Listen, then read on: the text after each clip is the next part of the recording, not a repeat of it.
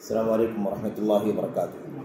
ان الحمد للہ نحمده ونستعینه ونستغفره ونعوذ باللہ من شرور انفسنا وسیئات اعمالنا من يهده الله فلا مضل له ومن يضلل فلا هادي له واشهد ان لا اله الا الله وحده لا شريك له واشهد ان محمدا عبده ورسوله اما بعد فان خير الحديث كتاب الله وخير الهدي هدي محمد صلى الله عليه وسلم وشر الأمور محدثاتها وكل محدثة بدعة وكل بدعة ضلالة وكل ضلالة في النار۔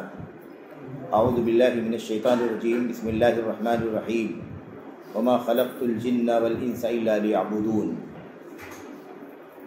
وقال النبي صلى الله عليه وسلم أمرت أن أقاتل الناس حتى يشهدوا أن لا إله إلا الله وأني رسول الله إلى آخر الحديث۔ محترم اسلامک پیس فاؤنڈیشن کے ذمہ داران، اراکین، منتظمین اور مسجد کے قابل احترام علماء، فضلاء، بزرگان، حوصلہ مند نوجوانوں، قابل احترام ماں اور بہنوں، عزیز بچوں، آج کے اس ماہانہ تربیتی اصلاحی درس میں، اجتماع میں انشاءاللہ تبارک و تعالیٰ جس موضوع کے تحت آپ کے سامنے گفتگو ہونی ہے وہ آپ حضرات نے اشتہارات کے ذریعے سے دیکھ لیا ہے اور جان لیا ہے۔ عنوان ہمارے سامنے ہے القواعد الاربع۔ القواعد الاربع، اب یہ چونکہ عربی لفظ ہے، عربی نام ہے اور بہت مشہور ترین نام ہے اور اس کے پیچھے اس کا پس منظر ہے، اس لیے اسی نام سے عنوان طے کر دیا گیا۔ اور میں سمجھتا ہوں کہ الحمدللہ تمام بھائی بہن، یا کم از کم زیادہ سے زیادہ تر ہمارے احباب، خواہ ہمارے بھائی ہوں یا ہماری بہنیں ہوں، نوجوان ہوں، اس عنوان کا معنی بھی سمجھ چکے ہوں گے کہ اس میں بتانا کیا ہے۔ القواعد الاربع یعنی 4 قواعد، 4 بنیادی اصول۔ اب وہ 4 بنیادی اصول کیا ہیں؟ اس سلسلے میں بہت سارے اصول ہو سکتے ہیں، بہت سارے پہلوؤں کے اور بہت سارے موضوع سے متعلق 4 اصول ہو سکتے ہیں، لیکن چونکہ خاص پس منظر میں اور خاص مضمون کو، خاص رسالے کو اور خاص عنوان کو ذہن میں رکھ کر کے ذمہ داران نے یہ عنوان منتخب کیا ہے، اس لیے 4 قواعد سے مراد وہی 4 قواعد ہیں جو انشاءاللہ تبارک و تعالیٰ آج کے اس درس میں بطور تذکیر، بطور یاد دہانی آپ کے سامنے رکھے جائیں گے۔ میرے بھائیوں، سب سے پہلے قبل اس کے کی گفتگو شروع کریں 4 قواعد کیا ہیں اور اس کی مختصر شرح آپ کے سامنے رکھی جائے، میں ذمہ داران کو، اسلامک پیس فاؤنڈیشن کے منتظمین کو اس عنوان کے انتخاب پر مبارکباد پیش کرتا ہوں اور اللہ سے دعا کرتا ہوں کہ اللہ تبارک و تعالیٰ انہیں جزائے خیر عطا فرمائے کہ انہوں نے تربیتی مضمون، تربیتی عنوان کے سلسلے میں ایک عنوان منتخب کیا تو اس عقیدے جیسا اہم عنوان منتخب کیا۔ آج جو حالات ہیں ہمارے ملک کے، ہمارے سماج کے اور تقریباً عالمی اسلام کے، وہ کچھ اس طرح کے ہیں کہ لوگ عقیدے اور ایمان کے موضوعات کو اہمیت نہیں دیتے، حالانکہ سب سے زیادہ اہم اور بنیادی موضوع اگر کوئی ہماری اور آپ کی زندگیوں میں ہو سکتا ہے تو ایمان اور عقیدے کا ہی موضوع ہے، اور اس کے بہت سارے اسباب ہیں، وجوہات ہیں، اور سب سے زیادہ اہم اور بنیادی بات یہ ہے کہ اگر ہمارا ایمان و عقیدہ درست نہ ہو، اس میں کسی بھی طرح کا خلل ہو، تو ہماری ساری زندگی کی کوششیں، قربانیاں، محنتیں، فرائض، واجبات، سنن، نوافل، مستحبات، ساری کی ساری نیکیاں عکارت ہو جائیں گی۔ اس لیے اس سے زیادہ اہم عنوان دنیا میں کوئی نہیں ہے۔ اور دوسری چیز یہ بھی ہے کہ ایک تو اہمیت سمجھنے نہ سمجھنے کا مسئلہ ہے، دوسرا مسئلہ یہ ہے کہ کہتے ہیں اس میں دلچسپی نہیں، یہ عنوان بہت زیادہ خشک عنوان ہے، بہت زیادہ بجھا ہوا عنوان ہے، سوکھا عنوان، اس میں لذت نہیں ہے، اس میں مزہ نہیں، دلچسپی پیدا نہیں ہوتی، ڈگمگی نہیں پیدا ہوتی، خشک عنوان، مزہ نہیں آتا سننے میں، دلچسپی نہیں پیدا ہوتی، شوق نہیں پیدا ہوتا ہے۔ آپ بتائیں کہ اگر ایک اللہ کے بندے کو، ہم اور آپ جیسے جو اللہ کے بندے ہیں، اگر ہمیں اپنے خالق و مالک، اپنے معبود حقیقی، جس کی رحمتوں سے، جس کی نعمتوں سے ایک سیکنڈ کے لیے بھی ہم آزاد نہیں ہو سکتے، ہمیں اپنے رب کے حقوق پر، ہمیں اپنے اللہ، اپنے معبود حقیقی کے بارے میں گفتگو کی جائے اور ہمیں مزہ نہ آئے، ہمیں اچھا نہ لگے۔ دنیا میں کوئی بھی آدمی اپنے دنیاوی محبوب کے بارے میں جب بات سنتا ہے اس کو مزہ آتا ہے۔ تو دو میں سے ایک بات ہو سکتی ہے، یا تو محبوب اس طرح سے محبوب نہیں ہے جس طرح سے ہونا چاہیے، اس لیے لذت نہیں اس کے بارے میں، ورنہ کیسے ہو سکتا ہے کہ ایک محب، محبت کرنے والا اپنے محبوب کے بارے میں اس کی صفات سنے، اس کے کمالات سنے، اس کی خوبیاں سنے، اس کی عظمتیں سنے، اس کے پیارے پیارے نام سنے، اس کی عظیم الشان صفات سنے، اور اس کا حق ہمارے اوپر کیا بنتا ہے اور ہمارا حق اس کے اوپر اللہ کی فضل و کرم کے مطابق کیا بنتا ہے، یہ ساری باتیں کی جائیں اور ہمیں اس میں لذت نہ ملے، مزہ نہ آئے، کیسے ہو سکتا ہے میرے؟ تو یا تو یہ ہو سکتا ہے کہ اس طرح سے ہم اور آپ اپنے رب سے محبت نہیں کرتے جیسے کرنا چاہیے، اور یا محبت اس طرح سے اگر کرنا چاہتے ہیں، واقعی کہتے ہیں کہ محبت ہے، تو دعویٰ ہے یہ، حقیقت اس کے خلاف ہے۔ ورنہ دنیا میں اس سے زیادہ لذت والا، اس سے زیادہ چاشنی والا، اس سے زیادہ مزے والا، اس سے زیادہ دلچسپی اور شوق والا مضمون کوئی نہیں ہو سکتا ہے میرے بھائی۔ تو بہرحال اس پر بات کریں گے تو بلا وجہ وقت بہت چلا جائے گا۔ ہمارے سامنے جو اصل موضوع، تو میں یہ بات کر رہا تھا آپ سے کہ میں ذمہ داران کو مبارکباد دینا چاہتا ہوں کہ آپ نے اس عنوان کا انتخاب کیا، عقیدے کا عنوان، ایمان کا عنوان، جو ہماری اور آپ کی زندگی کا سب سے بڑا اہم اور بنیادی مقصد ہے، جس کے لیے ہم پیدا ہوئے ہیں، جس کے لیے ہمارا وجود ہوا ہے، جس کے لیے زمین و آسمان کی تخلیق ہوئی ہے، جس کے لیے زمین و آسمان کے بیچ کی ساری مخلوقات پیدا کی گئی، اور جس کے لیے یہ دنیا قائم ہے۔ جیسے ہی یہ مقصد اس دنیا سے اٹھے گا، یہ دنیا بھی اللہ تبارک و تعالیٰ فنا کر دے، کیونکہ جس مقصد کے لیے دنیا قائم کی گئی وہ مقصد ختم ہو چکا ہے۔ اس لیے اس عنوان کا انتخاب مبارک انتخاب ہے، بابرکت انتخاب ہے۔ اللہ تبارک و تعالیٰ آپ لوگوں کو جزائے خیر عطا فرمائے۔ اور اس عنوان کے سلسلے میں یہ کوئی پہلا اور آخری عنوان نہ بن جائے۔ ہماری تربیت کے اندر سب سے زیادہ پرائرٹی میں، بنیادی طور پر، ترجیحی طور پر عقیدے کا موضوع ہونا چاہیے، بنیادی طور پر ایمان کا موضوع ہونا چاہیے، بنیادی طور پر منہج کا، سنت کے راستے کا موضوع ہونا چاہیے، کیونکہ یہی نجات کا ذریعہ ہے۔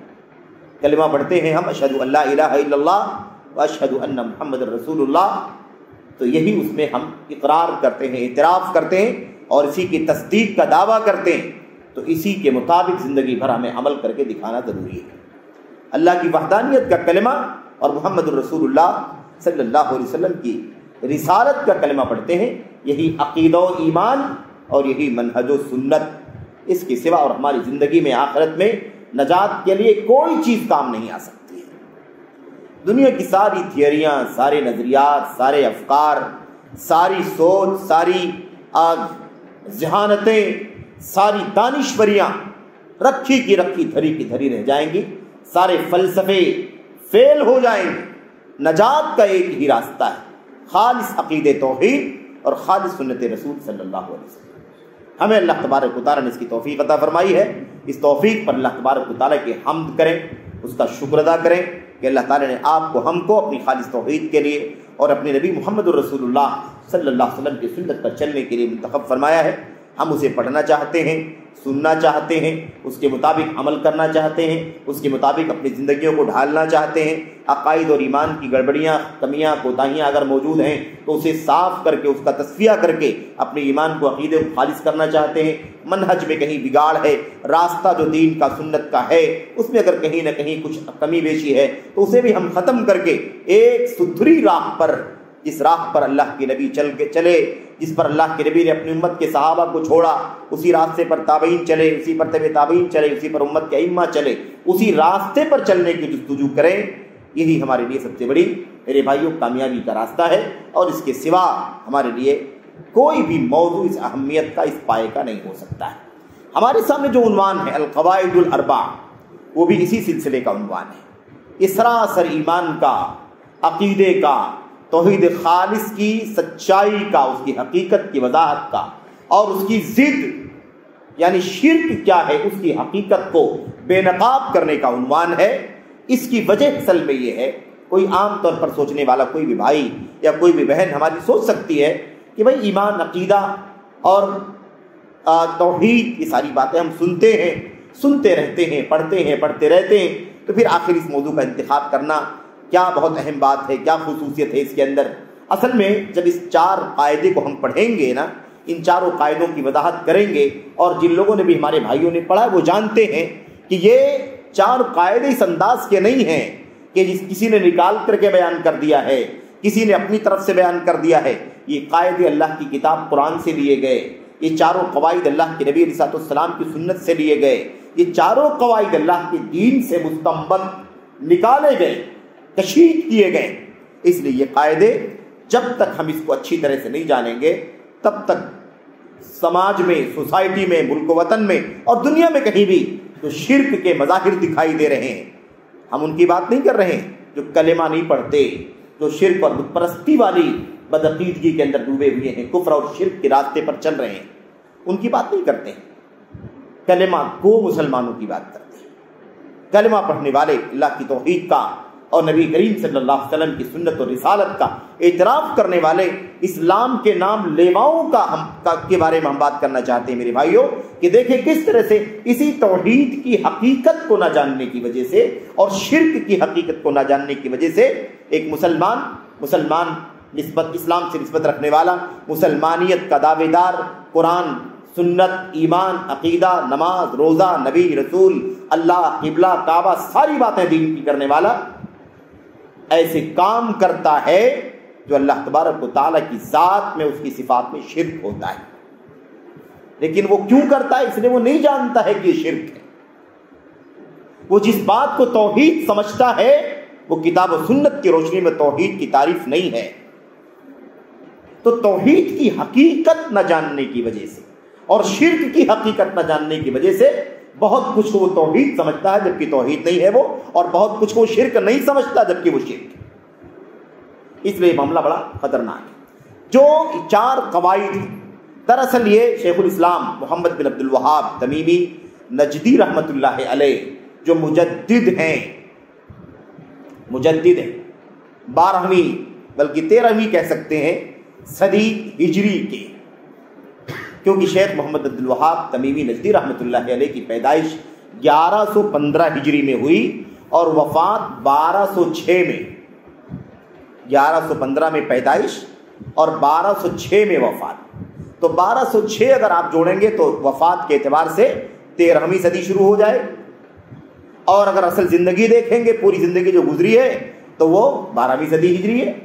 بہرحال تو شیخ الاسلام محمد بن عبد الوہاب تمیمی نجدی رحمۃ اللہ علیہ جو ہیں، انہوں نے اپنے دور میں اللہ تبارک و تعالیٰ کی توحید خالص کو عام کرنے کے لیے، نبی کریم صلی اللہ علیہ وسلم کی سنتوں کو عام کرنے کے لیے، شرک کے جتنے مراسم، مظاہر عرب کے خطے میں، خاص طور پر میرے بھائیوں نجد کے علاقے میں، جزیرے عرب کے علاقے میں، اور جو بھی علاقے آس پاس کے ہیں، ان علاقوں میں جو شرک کے مظاہر پائے جاتے تھے ان کا خاتمہ کرنے کے لیے، لوگوں کو سچی توحید بتلانے کے لیے، لوگوں کو سچی سنت بتلانے کے لیے، لوگوں کو شرک اور شرک کے مظاہر سے آزاد کرنے کے لیے بڑی قربانیاں پیش کی میرے بھائیو۔ زبان کا جہاد، قلم کا جہاد، کتابوں کے ذریعے سے، خطابات کے ذریعے سے، دروس کے ذریعے سے، ایسے ہی رسائل، کس کو کہتے ہیں مکاتبات، یعنی کیا کہتے ہیں اس کو، خط و کتابت کے ذریعے سے، حتیٰ کہ میرے بھائیوں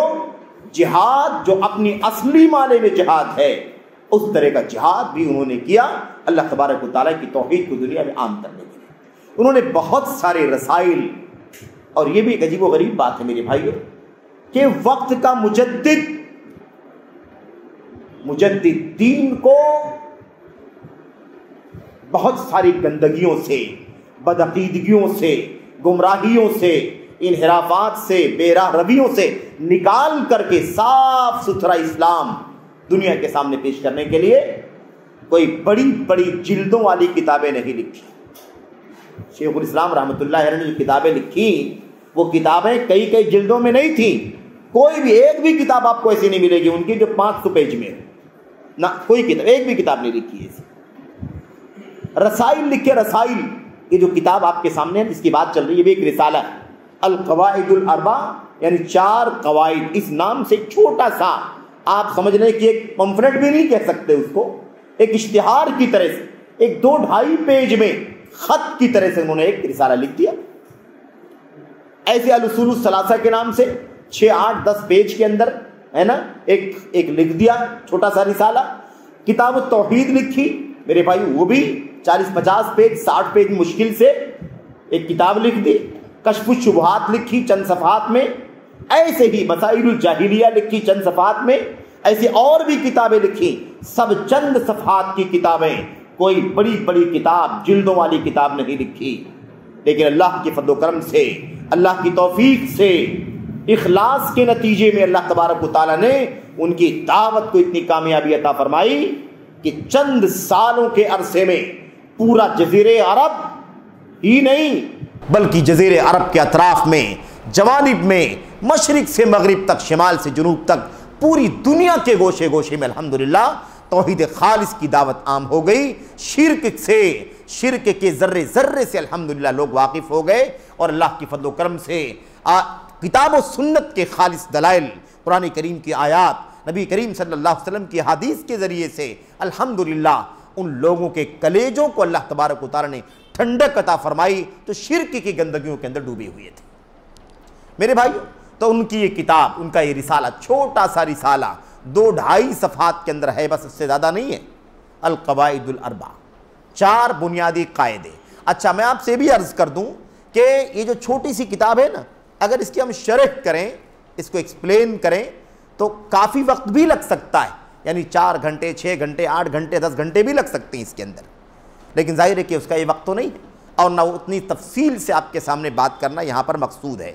ایک درس کی شکل میں یہ 4 قاعدے کون سے ہیں، کیا بتایا گیا ہے ان 4 قاعدوں میں، اس کی وضاحت ہم آپ کے سامنے سرسری طور پر کرنا چاہیں گے، اور اللہ سے دعا کریں گے کہ اللہ تبارک و تعالی ہم سبوں کو ان قواعد کی حقیقت سمجھنے کی توفیق عطا فرمائے، اور ان قواعد سے صحیح توحید کیا ہے اور اس کی حقیقت کیا ہے، اور شرک کیا ہے اس کی حقیقت کیا ہے، اللہ تبارک و تعالی ہم کو، آپ کو، اور سارے مسلمانوں کو، سارے لوگوں کو جو اسلام سے نسبت رکھتے ہیں، جتنے بھی افکار، نظریات یا کہہ رہیے کہ فرقوں سے جڑے ہوئے ہمارے بھائی ہیں، اللہ تبارک و تعالی سبوں کو صحیح توحید اور صحیح عقیدہ ایمان کا اور ایسے ہی شرک کی حقیقت کو جاننے کی توفیق عطا فرمائے، آمین رب العالمین۔ تو بہت زیادہ مطلب تفصیل میں نہیں جا سکتے، بس سرسری طور پر اچھا یہ بھی کوشش رہے گی کہ ایسا نہ ہو کہ آپ صرف ایک الگ سے بالکل منقطع یعنی کٹا ہوا ایک درس آپ سنیں، مؤلف نے کیا کہا اپنی کتاب کے اندر یا اپنے رسالے کے اندر، آپ اس کو بالکل سے واقف نہ ہو، ایسا بھی نہیں۔ میں چاہتا ہوں کہ کم از کم اس کا جو ٹیکسٹ ہے نا، متن، ذرا سا اس سے میں گزرتا ہوا رہوں تاکہ آپ کو احساس ہو، آپ کو پتہ چلے کہ مؤلف نے یہ کہا، مؤلف نے یہ کہا، مؤلف نے یہ کہا، اور پھر اس کے بعد اس کا خلاصہ آپ کے سامنے آ جائے۔ تو مؤلف نے یعنی شیخ الاسلام محمد بن عبد الوہاب تمیمی نجدی رحمۃ اللہ علیہ نے یہ رسالہ لکھا۔ اس رسالے کے اندر انہوں نے یہ 4 قاعدے سمجھائے، اور 4 قاعدوں کو سمجھانے سے پہلے انہوں نے کچھ باتیں بطور تمہید ہے نا، مقدمہ، انہوں نے چند باتیں کہیں۔ وہ کیا ہے اس کا ٹیکسٹ میرے سامنے ہے، اور اس ٹیکسٹ کے حوالے سے میں چند باتیں آپ کے سامنے کرنا چاہتا ہوں۔ دیکھیے، سب سے پہلے مصنف یہ کہتے ہیں یا مؤلف شیخ الاسلام محمد بن عبد الوہاب تمیمی ندی رحمۃ اللہ علیہ، اور آپ جانتے ہیں کہ انہی کی وجہ سے یا انہی کے نام کی وجہ سے عقید توحید، خالص توحید بیان کرنے والے، خالص توحید کا عقیدہ دنیا میں عام کرنے والے، شرک اور شرک کی جو اقسام ہیں ان کی مذمت کرنے والے، ان کے عیوب ظاہر کرنے والوں کو، اہل الحدیث کو میرے بھائیو وہابی کے نام سے جانا جاتا ہے، جبکہ شیخ الاسلام کا نام محمد ہے، ان کے والد کا نام عبد الوہاب ہے، تو وہاب سے بطور تشنیع، بطور عیب جوئی لوگ وہابی کہتے ہیں۔ بہرحال ہمیں کوئی اعتراض نہیں ہے، یہ تو عام سی بات ہے، ہمیں اس پر چڑھنے کی بھی ضرورت نہیں ہے، کیونکہ جس کا جو ظرف ہے وہ کہتا ہے ہمارا کام یہ ہے کہ ہم اس کے باوجود کہ وہ ہم سے نفرت کرتے ہیں، ناراض ہوتے ہیں، ہمیں مختلف القاب سے یاد کرتے ہیں، اس کے باوجود بھی ہم انہیں یہ چاروں قاعدے بتلائیں، سمجھائیں، کیونکہ ہمدردی کا تقاضا یہ ہے اور رحم دلی کا تقاضا یہ ہے، خیر خواہی کا تقاضا یہ ہے کہ ہم اپنے سارے بھائیوں تک سچی توحید پہنچائیں۔ اور ایسے ہی شرک کے جو شرک کے جو کہہ لیجئے کہ اس کی جو گندگیاں ہیں، اس کی جو قباحتیں ہیں، وہ لوگوں کے سامنے عام کریں تاکہ لوگ اللہ تبارک و تعالیٰ کی توفیق سے صحیح عقیدے کے حامل بن جائیں، بدعقیدگی سے اور شرک سے تائب ہو کر کے اللہ تبارک و تعالیٰ انہیں جنت کی راہ پر چلنے کی توفیق عطا فرما دے اور جہنم سے آزادی کے راستے پر ڈال دے۔ یہ ہماری اور آپ کی ذمہ داری بنتی ہے۔ اس کا اندازہ آپ مؤلف کی باتوں سے بھی لگائیں گے۔ اس کے باوجود کہ لوگوں نے نہ جانے کیا کیا کہا، کیسے کیسے طعنے دیے، لیکن اس کے باوجود شیخ الاسلام ابن محمد عبد الوہاب نجدی تمیمی رحمۃ اللہ علیہ کا انداز آپ دیکھو کتنا نرالا ہے، کتنا نرالا ہے۔ میں آپ کو تھوڑی سی اس سلسلے کی وضاحت کرنا چاہتا ہوں۔ کہتے ہیں میں اللہ تبارک و تعالیٰ سے دعا کرتا ہوں جو بڑا کرم والا ہے، جو عرش عظیم کا رب ہے، میں اس رب سے دعا کرتا ہوں۔ کیا دعا کرتا ہوں؟ کہ اللہ تبارک و تعالیٰ آپ کو دنیا میں آخرت میں اپنا محبوب بنا لے۔ دیکھا آپ، یہ ہمدردی ہونی چاہیے، ہمدردی ہونی چاہیے۔ اگر وہ ہم سے نفرت کرتے ہیں تو ان کا قصور نہیں ہے، مشکل یہی ہے کہ جب ان کا عقیدہ درست نہیں ہے تو ظاہر سی بات ہے کہ جو جس چیز سے ناواقف ہوتا ہے اس کا حریف ہوتا ہے، جو جس چیز سے آشنا نہیں ہوتا ہے وہ اس کا دشمن ہوتا ہے۔ تو ظاہر سی بات جب وہ نہیں جانتے ہیں حقیقت تو ناراضگی کا اظہار تو کریں گے، لیکن ہماری ذمہ داری کیا ہے کہ ہم خیرخواہی کا انداز اختیار کریں۔ اللہ تبارک و تعالیٰ سے دعا کرتا ہوں کہ اللہ تبارک و تعالیٰ آپ کو دنیا میں آخرت میں اپنا ولی، اپنا محبوب اور اپنا دوست بنائے رکھے۔ دیکھا آپ، یہ انداز اختیار کیا ہے۔ ہمدردیوں سے بہت ساری باتیں لوگوں کے دلوں میں اثر انداز ہو جاتی ہیں، اور اگر ہمدردی نہ ہو، محبت کا انداز نہ ہو تو ایک اچھی بات بھی آدمی سننا گوارا نہیں کرتا ہے۔ تو جذباتیت اچھی چیز نہیں ہے، جذباتیت اچھی چیز نہیں ہے۔ یہ جذباتیت ہی ہے جس نے عقیدے کے نام پر لوگوں کو تکفیر کرنے کی حد تک پہنچا دیا۔ اتنا تجاوز کر گئے کہ تکفیر کرنا شروع کر دیا، یہ کافر ہیں، یہ کافر ہیں، یہ کافر ہیں، یہ کافر ہیں، جبکہ وہ صحیح ایمان و عقیدے والے ہیں۔ لیکن میرے بھائیو، یہی جذباتیت ہے جس کی وجہ سے یہ تکفیر کا مسئلہ آ گیا اور لوگوں کو دائرہ اسلام سے باہر کرنے کا مسئلہ آ گیا، لوگوں کے اوپر کفر کے فتوے لگانے کا مسئلہ آ گیا، جبکہ کفر کی وہ بات جس کی بنیاد پر، یا کفر کے وہ اصول جس کی بنیاد پر کسی کو کافر کہا جا سکتا ہے، وہ اللہ تبارک و تعالیٰ کی کتاب میں، نبی کی سنت کے اندر بیان کر دیے گئے۔ بہرحال کہتے ہیں اور میں یہ بھی دعا کرتا ہوں کہ اللہ تبارک و تعالیٰ آپ کو جہاں کہیں رہے، اللہ تبارک و تعالیٰ آپ کو بابرکت بنائے، آپ کو مبارک بنائے رکھے۔ ایسے آگے کہتے ہیں اور میں یہ بھی دعا کرتا ہوں کہ اللہ تبارک و تعالیٰ آپ کو ان لوگوں میں سے بنائے جنہیں اللہ تبارک و تعالیٰ کی طرف سے عطا ہوتا ہے، ملتا ہے تو اللہ تعالیٰ کا شکریہ ادا کرتے ہیں۔ یعنی دعا کرتا ہوں کہ اللہ تعالیٰ آپ کو اپنی نعمتوں پر شکریہ ادا کرنے کی توفیق عطا فرمائے۔ یہ بھی دعا کرتا ہوں کہ اللہ تبارک و تعالیٰ آپ کو ان لوگوں میں شامل فرمائے جنہیں مصیبتوں کا سامنا کرنا پڑتا ہے، ابتلاءات کا سامنا کرنا پڑتا ہے، دشواریوں کا سامنا کرنا پڑتا ہے، تو وہ صبر سے کام لیتے ہیں، مصیبتوں پر صبر کرنے والا بنائے آپ کو۔ میں آپ کے لیے اللہ تعالیٰ سے دعا کرتا ہوں۔ ایسے کہتے ہیں یہ بھی میں دعا کرتا ہوں کہ اللہ تعالیٰ آپ کو ان لوگوں میں شامل فرمائے جن سے گناہ ہو جاتا ہے تو اللہ سے مغفرت کا سوال کرتے۔ گناہ ہو جانا مسئلہ نہیں، انسان ہے گناہ ہو سکتا ہے، لیکن مغفرت کا سوال کرنا، استغفار کرنا، توبہ کرنا، ان میں سے اللہ تبارک و تعالیٰ بنائے۔ اس کے بعد کہتے ہیں کہ یہ تین چیزیں سعادت کی سب سے بڑی نشانی ہیں۔ تین چیزیں، اللہ کی طرف سے نعمتیں ملیں، عطیہ ملے، تحفہ ملے، رحمتیں ملیں، تو ہمیں چاہیے کہ اللہ تبارک و تعالیٰ کا شکریہ ادا کریں۔ یہ ہماری اور آپ کی ذمہ داری ہے کہ نہیں؟ مصیبتیں آ جائیں، پریشانیاں آ جائیں تو اللہ تبارک و تعالیٰ کی طرف سے آنے والی پریشانیوں پر، آزمائشوں پر صبر کریں۔ گناہ ہو جائے تو اللہ تبارک و تعالیٰ سے توبہ اور استغفار کر لیں۔ ان تین اصولوں کے ساتھ چلتے چلے جاؤ، سعادت اور نیک بختی کبھی الگ نہیں ہو پائے گی۔ یہ ہماری اور آپ کی ذمہ داری۔ بہرحال اس کے بعد خلاصہ، اس کے بعد کہتے ہیں، اس کے بعد اتنی ساری بات کہنے کے بعد کہتے ہیں جان لو، معلوم ہونا چاہیے آپ کو، اللہ تبارک و تعالیٰ آپ کو اپنی اطاعت کی توفیق عطا فرمائے، آپ کو اپنا مطیع بنائے، فرما بردار بنائے۔ جان لو کہ حنیفیت ابراہیم علیہ السلام کی ملت ہے، یہی نقطہ سمجھائیں گے اور اس کے بعد پھر وہ چاروں قاعدے بیان کریں گے۔ چاروں قاعدے اسی نقطے پر بیان کرنا ہے۔ ہم اور آپ قرآن کریم کی ایک سے زیادہ آیتوں میں اختصار کے ساتھ بات کر لیں۔ ہم لوگ کئی آیتوں میں دیکھتے ہیں کہ اللہ تبارک و تعالی حنیف کا ذکر فرماتا ہے، ملت ابراہیم حنیفا، اتبع ملت ابراہیم حنیفا۔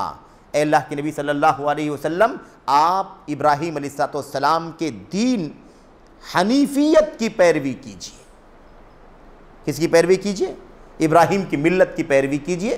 حنیفہ، سارے معبودان باطلہ سے کنارہ کشی اختیار کر کے ایک اللہ تبارک و تعالیٰ سے رشتہ جوڑ لیجیے۔ یہی بات اللہ تبارک و تعالیٰ نے ابراہیم علیہ السلام کے بارے میں فرمایا، ما کان ابراہیم یہودیا ولا نصرانیا ولیکن کان حنیفا مسلما۔ ابراہیم علیہ السلام یہودی تھے، نہ یہودی تھے نہ عیسائی تھے، بلکہ کیا تھے؟ حنیف تھے، اللہ تبارک و تعالیٰ کے حکم پر سر تسلیم خم کرنے والے تھے۔ حنیف، ایک کنارے ہو جانے، سب سے کنارہ کشی اختیار کر کے، زمین کے معبودان، آسمان کے معبودان، زمین کے دیوی دیوتاؤں سے کنارہ کشی اختیار کر کے، آسمان کے سورج چاند ستاروں سے کنارہ کشی اختیار کر کے ایک اللہ واحد کی طرف مائل ہونے والے، یہی کیا ہے؟ یہی ابراہیم علیہ السلام کا دین ہے۔ اور اس کا خلاصہ کیا ہے؟ کیا تھا ابراہیم حنیف کیوں کہے گئے؟ سب سے کنارہ کشی اختیار کر کے ایک اللہ سے وابستگی، یعنی صرف اور صرف اللہ تبارک و تعالیٰ کی عبادت کرنا، اس کے لیے دین کو خالص کر کے ساری عبادتیں کس کے لیے خالص ہوں گی؟ صرف اور صرف اللہ تبارک و تعالیٰ کے لیے۔ جیسا کہ اللہ تبارک و تعالیٰ فرماتا ہے وَمَا خَلَقْتُ الْجِنَّ وَالْإِنسَ إِلَّا لِيَعْبُدُونَ، میں نے جنوں کو اور انسانوں کو صرف اور صرف اپنی عبادت کے لیے پیدا کیا۔ یہ بات ہو گئی نا، اتنی بات ہو گئی کہ یہ اصل میں عقیدہ ہے اور یہی حضرت ابراہیم علیہ السلام کا دین تھا۔ اس کے بعد کہتے ہیں جب آپ کو معلوم پڑ گیا کہ جنوں اور انسانوں کو صرف اور صرف اللہ تعالیٰ نے اپنی عبادت کے لیے پیدا کیا ہے، تو یہ جاننے کے بعد کہ آپ کی پیدائش صرف اللہ تعالیٰ کی عبادت کے لیے ہے، اسی کے لیے پیدائش ہوئی ہے۔ اب کوئی کہہ سکتا ہے کہ ہم کھاتے بھی ہیں، پیتے بھی ہیں، کاروبار بھی کرتے ہیں، شادی بیاہ بھی کرتے ہیں، نکاح طلاق بھی کرتے ہیں، گھر بار دکان مکان بھی بناتے ہیں، تو اللہ تعالیٰ نے عبادت کے لیے پیدا کیا تو یہ سب کیوں کرتے ہیں؟ ہے کہ نہیں؟ تو اصل میں پیدائش تو اللہ کی عبادت کے لیے ہوئی ہے، لیکن پیدائش اللہ کی عبادت کے لیے ہوئی ہے تو اللہ کی عبادت کرنے کے لیے جینا ضروری ہے، جینے کے لیے کھانا بھی چاہیے، پینا بھی چاہیے، فطری تقاضے کے مطابق شادی بیاہ بھی کرنا ہے، ٹھنڈی گرمی کا سے بچنے کے لیے گھر بار کا بھی انتظام ہے، روزی روٹی کی تلاش کرنے کے لیے کاروبار یا ملازمت کی بھی ضرورت ہے۔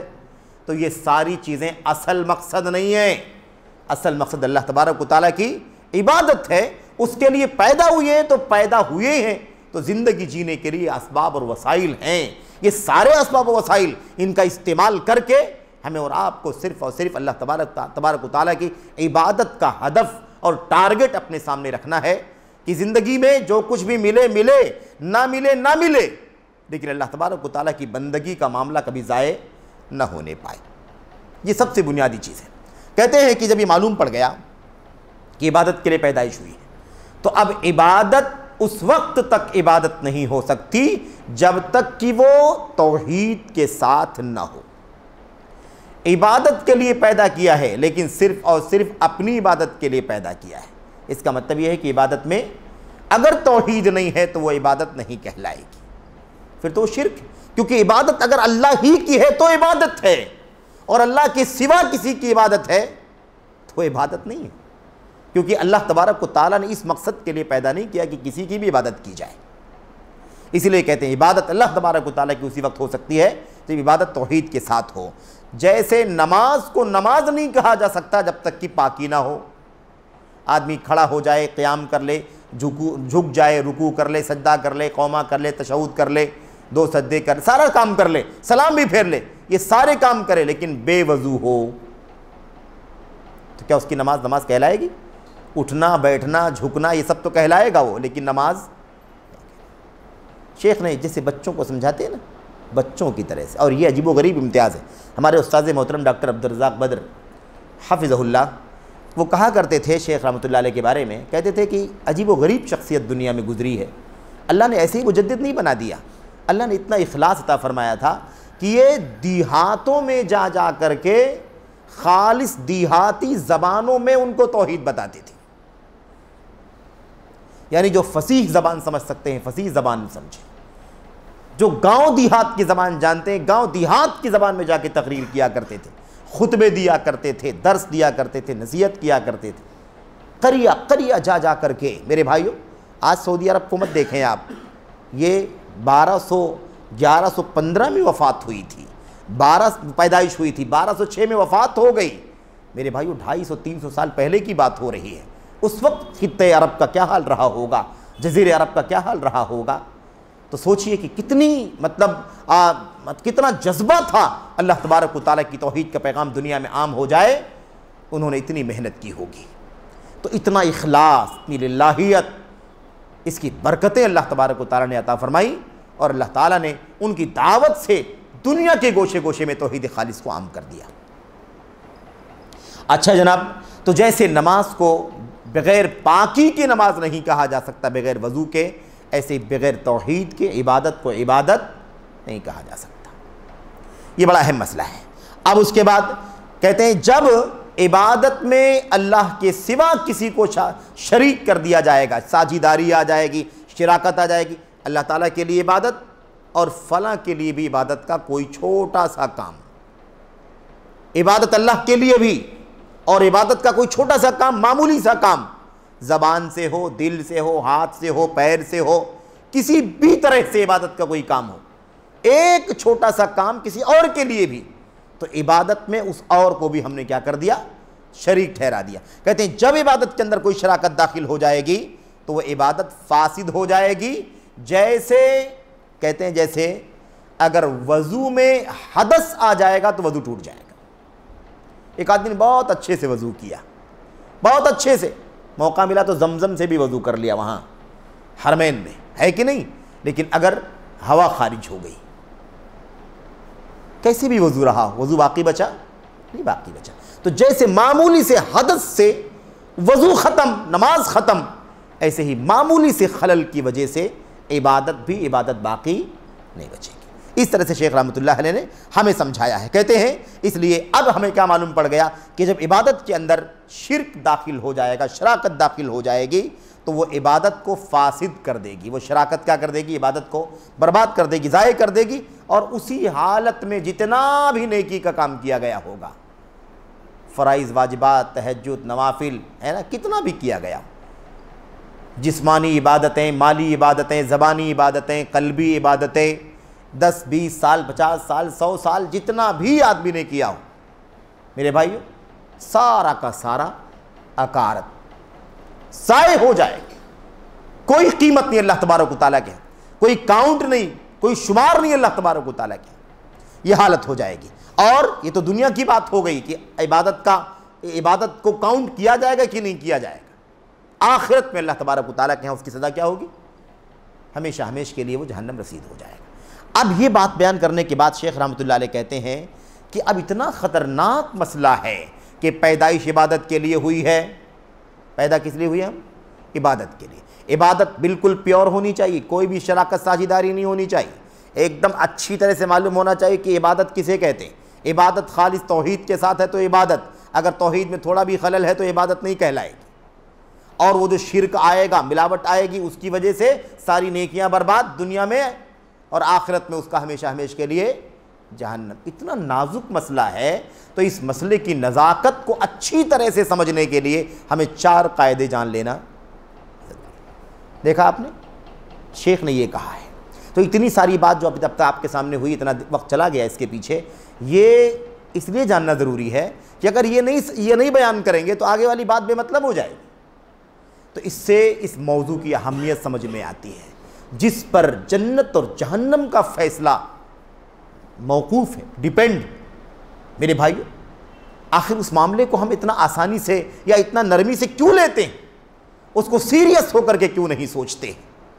انسان نماز کے پیچھے بھاگ رہا ہے، روزے کے پیچھے بھاگ رہا ہے، اور تسبیحات کے پیچھے بھاگ رہا ہے، اذکار کے پیچھے بھاگ رہا ہے، وظائف کے پیچھے بھاگ رہا ہے، بڑی دوڑ دھوپ چلت پھلت کر رہا ہے، لیکن یہ نہیں سوچتا ہے کہ یہ خلل جب تک ہمارے یہاں موجود ہے یہ ساری دوڑ بھاگ کسی کام کی نہیں۔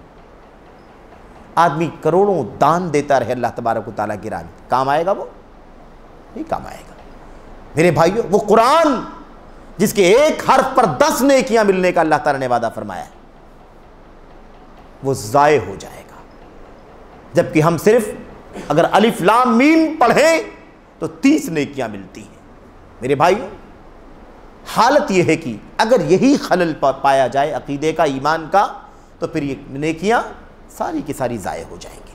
اور یہی خصوصیت اگر ہمارے یہاں پائی جائے، توحید خالص، بغیر ملاوٹ کے، بغیر شراکت کے، بغیر ساجھیداری کے، تو اللہ تبارک و تعالیٰ کتنا اجر و ثواب بڑھا دے گا اس کا بھی کوئی حساب و کتاب نہیں۔ اب شیخ کہتے ہیں، اس کے بعد سمجھاتے ہیں، دیکھیے سب سے پہلا قاعدہ، اب ہمیں اسی لیے جاننا ضروری ہے کہ نہیں کہ توحید ایک دم ایکچول کون سی ہے، ایک دم اصلی توحید، خالص توحید، یہ جاننا ضروری ہے، کیونکہ توحید تو ہے لوگوں کے یہاں، لیکن توحید کی تعریف، توحید کا معنی، توحید کے بارے میں ان کی سوچ، ان کا نظریہ بالکل الگ تھلگ ہے۔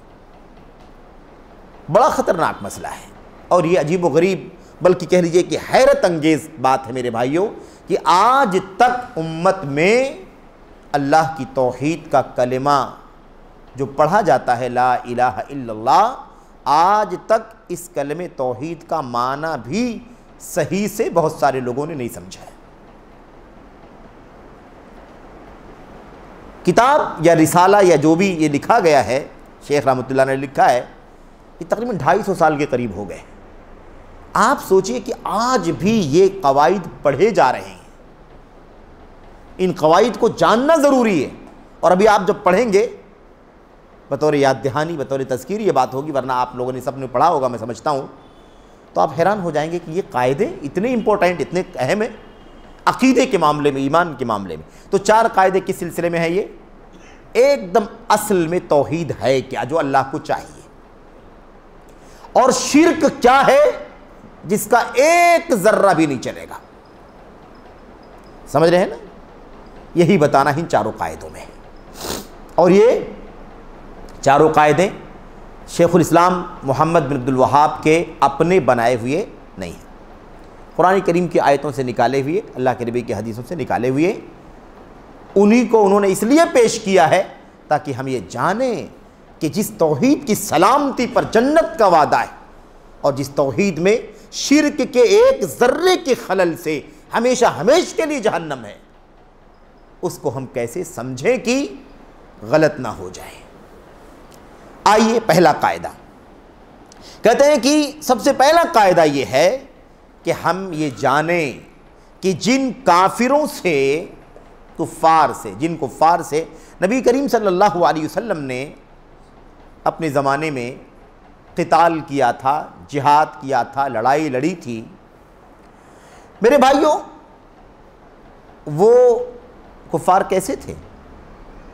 وہ کفار ایسے کفار تھے جو اس بات کو مانتے تھے، بہت اچھی طرح سے مانتے تھے، اقرار کرتے تھے، جب کہو تب بولنے کے لیے، اعلان کرنے کے لیے تیار رہتے تھے۔ کیا وہ یہ کہتے تھے کہ اللہ تبارک و تعالیٰ ہی ہم سب کا خالق ہے، مالک ہے، وہ اللہ تبارک و تعالیٰ ہی ہم سب کا مدبر ہے، سارا نظام وہی چلا رہا ہے، روزی وہی دیتا ہے، بارش وہی برساتا ہے، بیماری وہی دیتا ہے، شفا وہی دیتا ہے، غریبی امیری اسی کی طرف سے ہے، موت زندگی اسی کی طرف سے ہے، خشک سالی قحط سالی اسی کی طرف سے آتی ہے، اس کے دیے سے کھاتے ہیں، اس کے نہ دیے سے نہیں کھائیں گے، نہیں ملے گا، سب مانتے تھے۔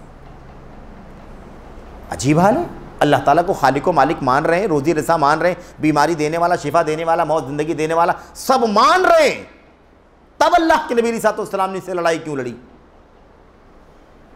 لڑائی کیوں لڑی؟ مانتے تھے کہ اللہ تعالیٰ ہی خالق ہے، مالک ہے، مدبر ہے، منتظم ہے، شافی ہے، محیی ہے، ممیت ہے، سب کچھ اللہ تبارک و تعالیٰ کرنے والا ہے، لیکن پھر بھی اللہ کے نبی علیہ السلام نے ان کافروں سے کیا کیا تھا؟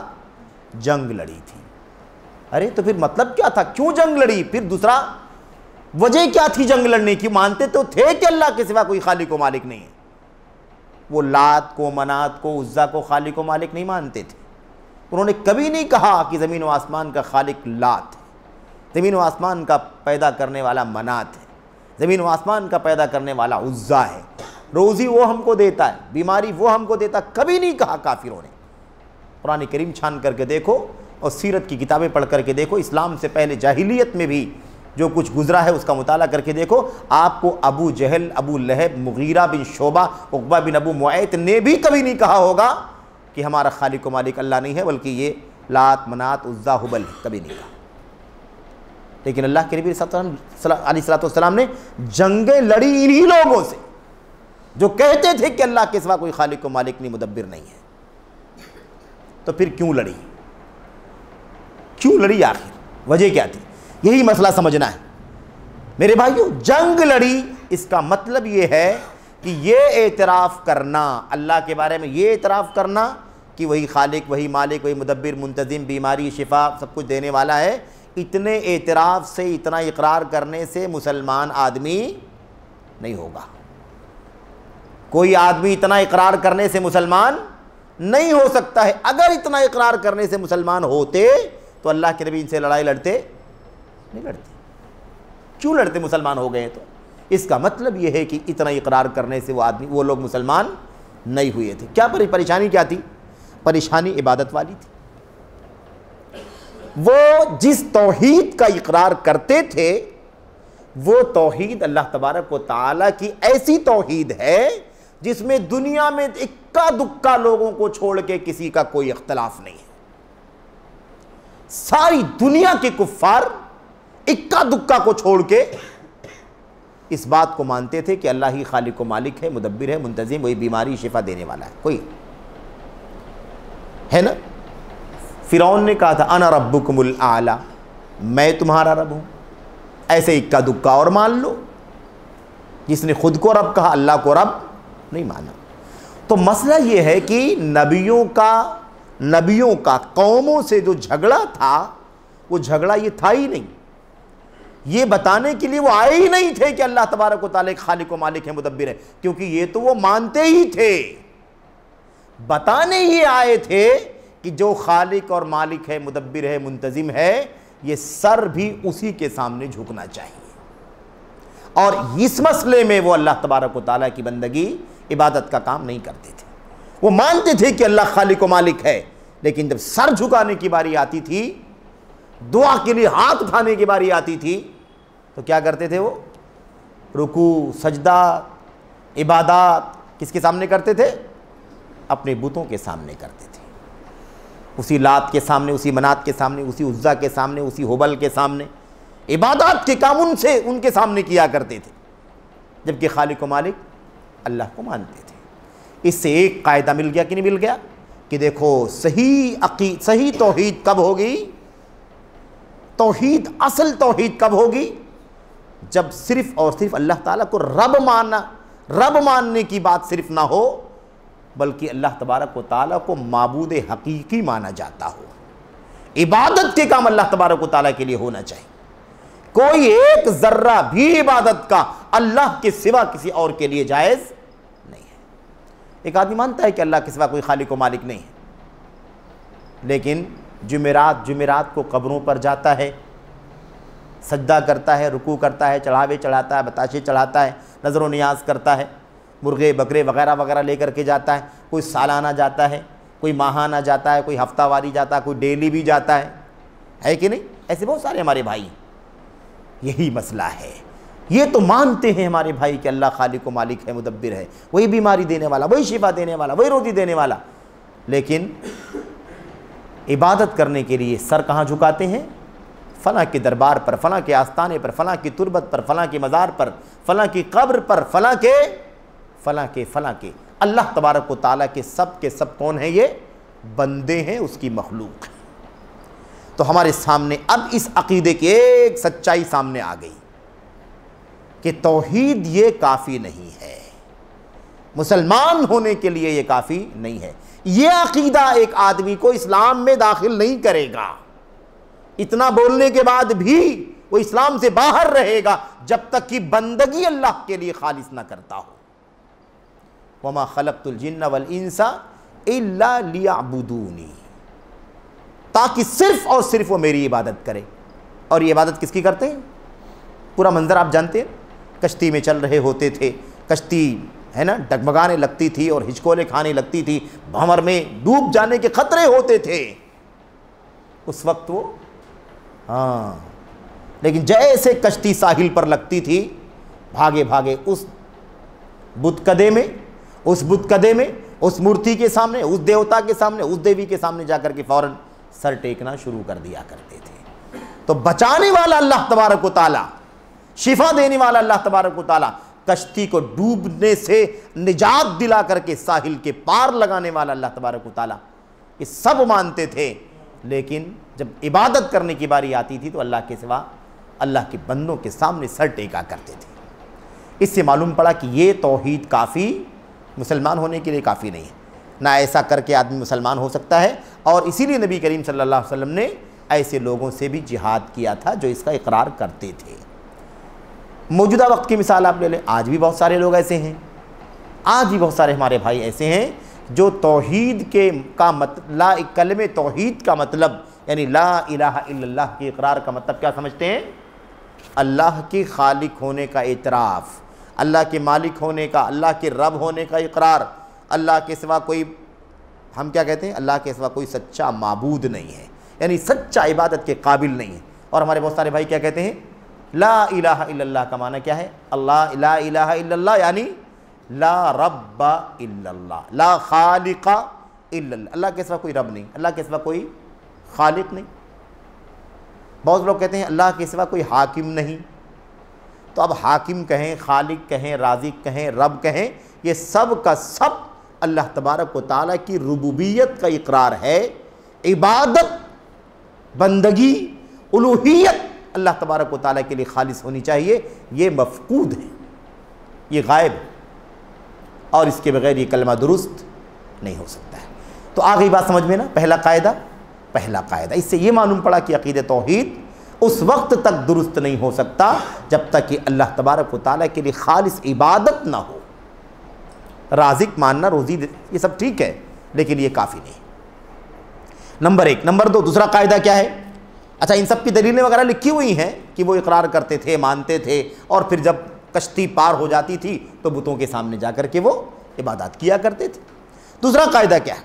دوسرا قاعدہ یہ ہے کہ اللہ کے نبی صلی اللہ علیہ وسلم کے دور میں بھی، اور یہ چیز آج کے دور میں بھی بڑی کثرت سے پائی جاتی ہے، کوئی اجنبی بات نہیں، وہ یہ ہے کہ مشرکین جو تھے اس زمانے کے جو لوگ تھے، ان لوگوں کا مسئلہ کیا تھا کہ جب وہ بتوں کی عبادت کرتے تھے، دیوی دیوتاؤں کی پوجا کرتے تھے، اللہ کے سوا کی پوجا کرتے تھے، تو وہ کہتے تھے کہ بھئی ہم اس دیوی دیوتا ہے نا، اس بزرگ، اس قبر والے، اس ولی، اس نبی، اس شیطان، اس جن کی بھی ہم عبادت کرتے ہیں، اصل میں وہ عبادت جو ہے اس لیے نہیں کرتے ہیں، یہ مان کے نہیں کرتے ہیں، اس عقیدے سے نہیں کرتے ہیں کہ یہی اللہ ہے، بلکہ اس لیے ان کی عبادت ہم کرتے ہیں کہ یہ اللہ سے بڑی قربت رکھتے ہیں، اللہ تک بڑی پہنچ رکھتے ہیں، اللہ سے بڑا گہرا تعلق رکھتے ہیں، اس لیے ہم ان کی عبادت کرتے ہیں تاکہ یہ ہمیں بھی اللہ سے قریب کر دیں، ہمیں بھی اللہ سے قریب کر دیں۔ ایک بات، ہمیں اللہ سے قریب کر دیں، اور یا ہمیں قریب نہ کریں تو کل قیامت کے دن جب اللہ کے سامنے حاضری ہو تو ہماری نجات کے لیے ثالث بن جائیں، سفارش کر دیں کہ اللہ ان کو چھوڑ دو، ان کو جنت میں ڈال دو، جہنم سے بچا لو۔ اس لیے ہم ان کی عبادت کرتے ہیں، ورنہ ہم ان کو اللہ نہیں مانتے ہیں، ہم ان کو اللہ نہیں مانتے ہیں۔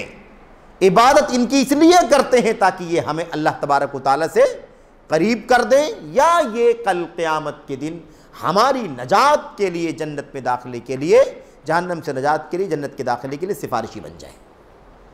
سفارش کریں گے ان کو جانے دو، ان کو جانے دو، ان کو جانے دو۔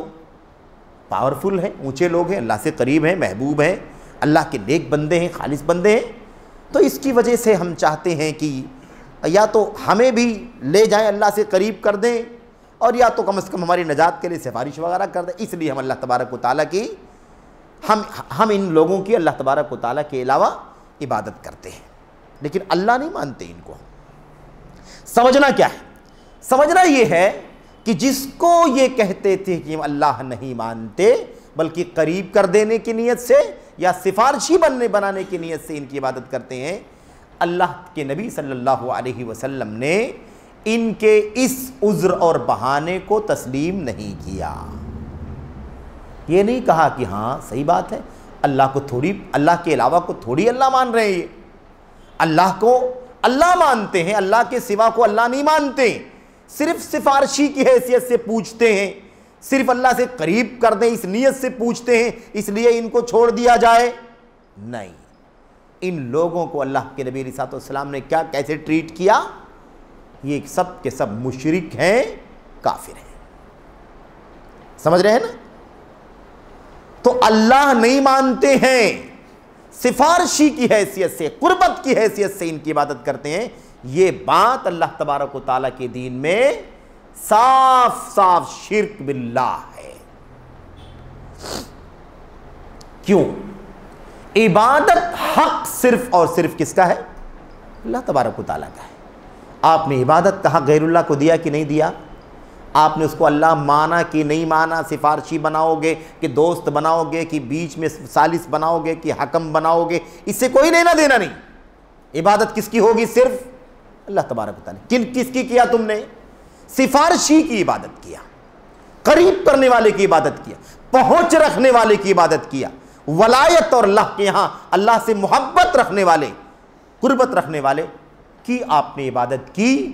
سب کچھ آپ نے اللہ کا حق اٹھا کر کے دوسروں کو دے دیا، اس لیے آپ کو مسلمان تسلیم نہیں کیا جا سکتا ہے۔ تو یہ بہت اہم مسئلہ ہے، بڑا خطرناک مسئلہ۔ آج جتنے بھی درباروں، درگاہوں، آستانوں کی پوجا ہوتی ہے، ان سے سوال کر کے دیکھ لو، سوال کر کے دیکھو، پوچھ کر کے دیکھو، یار آپ لوگ اللہ کے سوا کیوں پوچھتے ہو؟ کہا اللہ تھوڑی سمجھتے، اللہ کے اولیاء ہیں، صالحین ہیں، ان کا مقام بہت اونچا ہے۔ وسیلے کے بغیر کون جنت پا سکتا ہے؟ تم تو وسیلے کے بغیر 10 فٹ کی دوری پر چھت پر بھی نہیں چڑھ سکتے، سیڑھی لگاؤ گے تو چڑھو گے، ایسکیلیٹر سے چڑھو گے، اس کے بغیر کیسے چڑھو گے؟ آج بھی بولتے ہیں کہ نہیں بولتے ہیں لوگ؟ سیم وہی جواب ہے، جواب وہی کہتے ہیں کہ ہم اللہ تبارک و تعالیٰ کو ہی اللہ مانتے ہیں، کسی غیر کو اللہ نہیں مانتے۔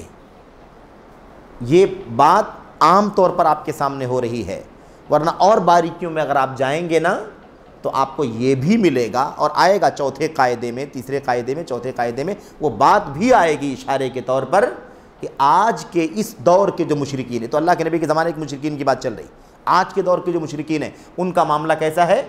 وہ اللہ کے سوا کو اللہ مانتے ہیں، بلکہ اللہ سے زیادہ پاورفل سمجھتے ہیں۔ نبی کریم صلی اللہ علیہ وسلم کو اللہ تبارک و تعالیٰ سے بھی زیادہ پاورفل سمجھتے ہیں۔ اللہ کی قدرت میں وحدت کے سوا کیا ہے؟ لینا ہے جو کچھ ہمیں لے لیں گے محمد سے۔ اللہ کے پاس تو یہی ایک مقام ہے، یہی ایک شان ہے کہ وہ اکیلا ہے، اکیلا۔ ہمیں جو کچھ لینا کسے لے لیں گے؟ محمد صلی اللہ علیہ وسلم۔ تو آپ بتائیے کہ اللہ کا حق اللہ کے درجے پر رکھا کہ نہیں رکھا؟ بلکہ اللہ سے زیادہ اونچا بڑھا دیا۔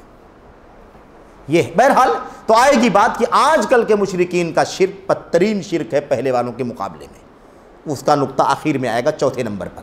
بہرحال کہنے کا مطلب کیا ہے؟ آج کسی بھی آپ قبر پرست سے آپ پوچھیں گے تو آپ کو یہی کہے گا بھائی ہم اللہ کو اللہ سمجھتے ہیں، اللہ کے سوا کسی کو اللہ نہیں مانتے، لیکن کیا ہے کہ یہ اونچے لوگ ہیں، اللہ کے اولیاء ہیں، صالحین ہیں، بزرگ لوگ ہیں، ان کا یہ مقام، ان کی یہ کرامت، ان کا یہ درجہ، ان کا دنیا بھر کی باتیں آپ کو بتائیں گے اور کہیں گے کہ نجات اگر چاہتے ہو تو تم بھی وابستہ ہو جاؤ، ہم کس حیثیت کے ہیں، ہم تو گنہگار، سیاہ کار، بد عمل، بد کردار، ہم کہاں جنت پائیں گے، ہمارا کہاں وہاں تک میرے بھائیوں ہماری رسائی کہاں ہو سکتی ہے؟ ہاں انہی اللہ کے بڑوں بندوں کے، اللہ کے محبوبوں کے پیچھے پیچھے ان کے دامن سے لپٹ کر آگے بڑھ سکتے ہیں، ورنہ ہماری اور کیا حیثیت ہے اس کے سوا؟ یہی معاملہ ہے کہ نہیں معاملہ ہے؟ ان کو اللہ نے معذور نہیں مانا، ان کو اللہ نے کیا کہا؟ یہ مشرک ہیں، ان کو اللہ نے مشرک کہا۔ اور اسی عقیدے والوں کے ساتھ جنگ بدر، جنگ احد، خندق، احزاب، حنین، موتا، تبوک ہوئی کہ نہیں ہوئی؟ انہی لوگوں کے ساتھ جنگ ہوئی، انہی لوگوں سے جنگوں کی وجہ سے ہزاروں مسلمانوں کی شہادت ہوئی کہ نہیں؟ نہ جانے کتنے بچوں کی میرے بھائیوں پدری شفقت چلی گئی، یتیم بن گئے، نہ جانے کتنی خواتین بیوہ بن گئی، اسی عقیدے والوں کے ساتھ۔ تو اب صحیح توحید، صحیح شرک سمجھنے کے لیے قاعدہ ضروری کہ نہیں ضروری ہے؟ ہاں، یہ قاعدہ ضروری ہے کہ ایسے جو کچھ چل رہا ہے ان کو معذور نہیں سمجھا جا سکتا۔ یہ بھی کیا ہے؟ سراسر شرک ہے، بدعقیدگی ہے، اور یہ عقیدہ کفریہ شرکیہ عقیدہ ہے، ایسے کو کبھی اسلام کے دائرے میں شامل نہیں کیا جا سکتا۔ یہ ہمیں بات سمجھنے کی ضرورت ہے۔ قرآن کریم کی 2 آیتوں میں اللہ تبارک و تعالیٰ نے اس بات کو واضح کیا ہے۔ اللہ تبارک و تعالیٰ فرماتا ہے، یہ کہتے ہیں مشرکین مکہ، ما نعبدہم الا لیقربونا الی اللہ زلفیٰ، ہم ان کی عبادت نہیں کرتے ہیں مگر صرف اس لیے تاکہ یہ ہمیں اللہ تبارک و تعالیٰ سے قریب کر دے۔ یہ قریب ہیں تو ہمیں قریب کر دیں گے، بادشاہ سے قریب ہے وہ ہمیں بھی قریب کر دے گا، ہے نا؟ ہؤلاء شفعاؤنا عند اللہ، یہ کل قیامت کے دن اللہ تبارک و تعالیٰ کے ہیں ہمارے سفارشی بنیں گے، اس لیے ہم ان کی عبادت کرتے ہیں۔ آپ دیکھیں کہ ما نعبدہم، ہم ان کی عبادت نہیں کرتے ہیں مگر، عبادت کا لفظ اللہ کے سوا کہیں استعمال ہی نہیں ہو سکتا ہے میرے بھائی، عبادت کا اللہ کے سوا کہیں اور استعمال نہیں ہو سکتا۔ اگر کہیں استعمال ہوا تو پھر وہ عقیدہ شرکی عقیدہ ہے، جہنم میں لے جانے والا عقیدہ ہے، کفریہ عقیدہ ہے، اسلام سے خارج کرنے والا عقیدہ ہے۔ عبادت تو صرف اللہ تبارک و تعالیٰ، کیونکہ اللہ کا نام اللہ کیا جانتے ہیں نا؟ اللہ کا نام ہی معلوہ کے معنی میں ہے، معبود، قابل عبادت صرف اور صرف اللہ تبارک و تعالیٰ کی ذات۔ تو یہ عبادت کا لفظ کہیں اور استعمال ہی نہیں ہو سکتا ہے، نفی کے سوا کبھی اس بات میں مثبت استعمال نہیں ہوتا۔ ہم عبادت نہیں کرتے، اس کی نہیں عبادت کرتے، اس کی نہیں کرتے، اس کی نہیں کرتے، اس کی نہیں کرتے، اس کی نہیں کرتے، لیکن اگر کرتے ہیں تو کس کی؟ صرف اللہ تبارک و تعالیٰ کی۔ اگر یہ کہہ دیا جیسے انہوں نے کہا نا، ہم ان کی عبادت نہیں کرتے ہیں مگر اس لیے کرتے، تو اللہ کے سوا عبادت ہوئی کہ نہیں ہوئی؟ عبادت اللہ تبارک و تعالیٰ کا حق ہے، اس کے سوا کسی اور کو حق نہیں پہنچتا۔ بہرحال تو یہ ہو گئی بات، اسے ثابت ہوا کہ مشرکین مکہ کے یہاں یہ جو عقیدہ پایا جاتا تھا، اللہ کے ہاں ایسے لوگوں کو معذور نہیں مانا گیا، مشرک مانے گئے، کافر۔ اس لیے ہمیں بہت خطرناک نقطے کی بات ہے، ہمیں اس سے بچنے کی ضرورت ہے۔ یہ شرک ہے میرے بھائیوں، وسیلہ بنا لینا شرک ہے، سفارشی بنانے کے لیے کسی کی پوجا کرنا شرک ہے، قریب کر دیں گے اس عقیدے کے ساتھ کسی کی عبادت کرنا کیا ہے؟ شرک اور کفر ہے۔ اور سفارشی کی بات ہے، سفارشی کوئی کیسے بنا سکتا ہے کسی کو؟ کوئی سفارش اللہ کے ہاں کیسے کر سکتا ہے؟ کوئی اصول ضابطہ ہے کہ نہیں ہے؟ اصول ضابطہ ہے کہ نہیں اصول ضابطہ ہے؟ سفارش کرنے کے لیے 2 کنڈیشن بڑی سخت ہے، اس کے سوا دنیا کی کوئی طاقت سفارش نہیں کر سکتی۔ ایک شرط کا تعلق سفارش کرنے والے سے ہے، اور دوسری شرط کا تعلق جس کے لیے سفارش کی جائے گی اسے تعلق ہے اس کا۔ پہلی شرط جس کا تعلق سفارش کرنے والے سے ہے وہ یہ ہے کہ اللہ تبارک و تعالیٰ سفارش کرنے کی پرمیشن دے، اجازت دے اسے کہ سفارش کر سکتے ہو، چلو کرو، کس کی سفارش کرنا چاہتے ہو، اجازت، تب تو سفارش کر سکتا ہے۔ من ذا الذی یشفع عندہ الا بإذنہ، اللہ کی اجازت کے بغیر کون سفارش کر سکتا ہے؟ کوئی سفارش نہیں کر سکتا۔ اجازت، سوال پیدا ہوتا ہے کہ اللہ تبارک و تعالیٰ اجازت کس کو دے گا؟ کس کو اجازت دے گا؟ کوئی جانتا ہے کس کو اجازت دے گا؟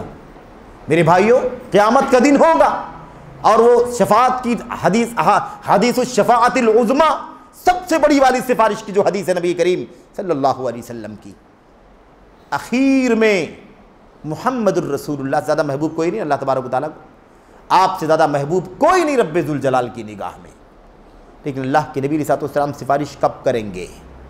زبان کب کھولیں گے کسی کے حق میں؟ سجدے میں گر جائیں گے، دیر تک سجدہ کریں گے۔ اور اللہ کے نبی کہیں گے، اللہ کے نبی نے حدیث میں فرمایا ہے کہ اس وقت اللہ تبارک و تعالیٰ کی تعریف میں کیا کیا کہوں گا میں آج بیان بھی نہیں کر سکتا۔ اس وقت یفتح اللہ علیہ المحامد، اللہ تبارک و تعالیٰ حمد کے کلمات اس وقت مجھے کھولے گا، دے گا، اللہ تبارک میرے دل میں ڈالے گا، زبان پر لائے گا۔ اس وقت آج تو بول بھی نہیں سکتا کہ اللہ کی کون کون سی تعریف کروں گا، میں سجدے میں گر جاؤں گا، عرش تلے سجدہ ریز ہو جاؤں گا، اور اس کے بعد دیر تک اللہ تبارک و تعالیٰ کے سامنے سجدہ ریز رہوں گا۔ اس کے بعد اللہ کی طرف سے حکم ہوگا، یا محمد ارفع راسک سل توتا، اٹھائیے اپنا سر، مانگیے کیا مانگتے ہیں آپ کو دیا جائے گا، واشفع تشفع، سفارش کیجئے سفارش قبول کر لی جائے گی۔ کہتے ہیں تب میں اپنا سر اٹھاؤں گا، اللہ سے مانگوں گا، اللہ یہ انتظار میں ہے، جنت کے لیے فیصلہ ہو چکا ہے لیکن دھوپ میں ہے، اے اللہ ان کو جنت میں جانے دیا جائے، چلو فرشتوں دراستہ کھولو، ان کو جانے دو، میرے نبی کی سفارش۔ خیر لمبی بات ہو جائے گی۔ تو بہرحال اللہ کے نبی تو کیا ہو گئی بات؟ پہلی شرط کیا ہے؟ اجازت۔ اجازت کے بغیر اللہ کے نبی محمد الرسول اللہ صلی اللہ علیہ وسلم میں سفارش نہیں کر سکتے۔ آج ہزاروں نہ جانے کس کو اور کہیں توہین نہ ہو جائے، نہ جانے کتنے ایرے گہرے سفارشی بنا کر کے رکھے گئے میرے بھائی، جن کا عقیدہ، جن کا ایمان، جن کی سوچ، جن کا اللہ عالم، اور جن کے بارے میں جانتے ہیں، کیسے اجازت مل سکتی ہے مجھے بتاؤ ذرا۔ دوسری شرط کیا ہے؟ دوسری شرط سفارش کس کے لیے ہوگی؟ یہی مسئلہ پیچیدہ، یہی جس کی بات چل رہی ہے، جس کے یہاں شرک کا ایک ذرہ پایا جاتا ہے، دنیا کی کوئی طاقت سفارش نہیں کر سکتی اس کی۔ سفارش ایک ہی کیٹیگری کے لیے ہے، بس آپ جان لیجئے، یعنی خلاصے عقیدے کے اعتبار سے، جس کے یہاں گناہ شرک سے نیچے ہو، توحید میں کوئی خلل نہ ہو، موحد گنہگار ہو، دوسرے گناہوں والی کوتاہیاں ہو لیکن توحید میں کوئی کمی نہ ہو، اس کیٹیگری کے سوا دنیا میں کسی بھی شخص کی سفارش نہیں ہو سکتی ہے جس کے یہاں عقیدے کا فساد پایا جاتا ہے، شرک پایا جاتا ہے۔ دو شرطیں ہیں، ایک شرط سفارش کرنے والے کو اجازت، اور جس کے لیے سفارش کی جائے گی اس سے اللہ کا راضی ہونا، وَرَضِيَ لَهُ قَوْلًا، اللہ تبارک و تعالیٰ اس سے راضی ہو۔ مشرک سے اللہ راضی ہے، شرک سے اللہ راضی ہے، تو پھر توحید سے کیا ہے، موحدین سے کیا ہے میرے بھائی؟ اس لیے یہ ممکن نہیں۔ تو بہرحال یہ بات واضح ہو گئی نا۔ پازیٹیو سفارش کیا ہے؟ یہی اجازت، اور دوسری چیز اللہ تبارک و تعالیٰ جس سے راضی ہو، یعنی کیا مطلب؟ ایمان توحید موجود ہو، ایمان کے بعد توحید کے بعد جو کمیاں ہیں، گناہ ہیں، اس کو عربی میں علماء لکھتے ہیں عصاۃ الموحدین، توحید پرست گنہگاروں، توحید پرست گنہگاروں کے لیے یہ پازیٹیو۔ منفی کیا ہے؟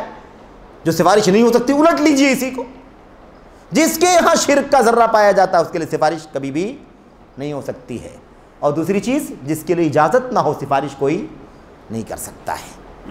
یہ ہو گئی بات۔ اس کے بعد میرے بھائیوں بات لمبی نہ ہو، تیسرا قاعدہ کیا ہے؟ یہ بڑا عجیب و غریب مسئلہ ہے، اور یہ صبح شام بیان ہوتا ہے، صبح شام لوگ اس کا حوالہ دیتے ہیں۔ وہ کیا ہے؟